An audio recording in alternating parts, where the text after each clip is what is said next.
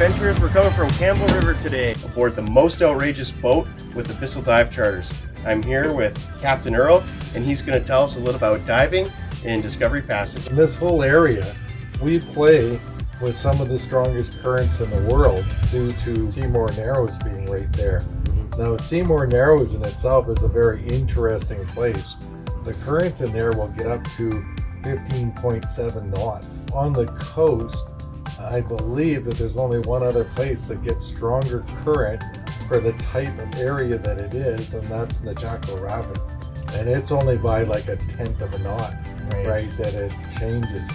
If you take a look at a typical marine map, typically they will show the floods going south or north and the ebbs going the opposite, and just with an arrow going up or down. A marine map of Seymour Narrows actually will show the currents in circles, so they've got these bent arrows, showing that the current's going this way, that way. There's whirlpools that are created when the current picks up in there in some areas that they're as big as this boat, and this boat is 27 feet long. And I've seen gigantic whirlpools being created and very strong current. But because of the current that we play with here, then we do get the life that goes along with it. And that's why we have such great life in the area, because we get all the nutrients from the current creating all the life. So we couldn't dive Seymour Narrows this time.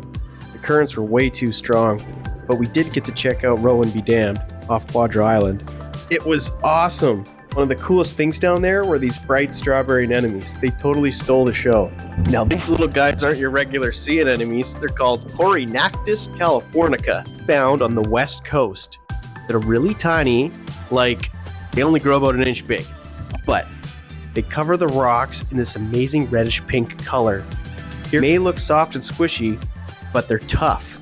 They hold onto tight rocks even when the water's moving fast. They can live way down deep too, like 160 feet underwater.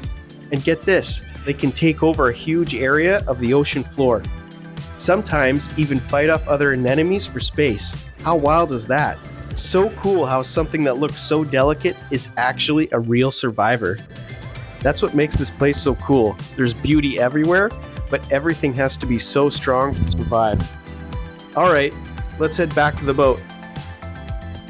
It's definitely mind-blowing, the power of the water that comes through Discovery Passage and through Seymour Narrows. I remember a couple of years ago diving Seymour Narrows with you on this boat, and we went up. You can see the whirlpool still forming even at slack tide. It's never really feels like it's really a true slack, because you can always visually see the water. True slack in Seymour Narrows is 3 minutes long. It technically just goes one way, slows down, stops, turns around, and starts running back the other way. So, Earl, thank you again for coming on BC Adventures and sharing with us all the knowledge and the information you have about Discovery Passage and diving in Campbell River.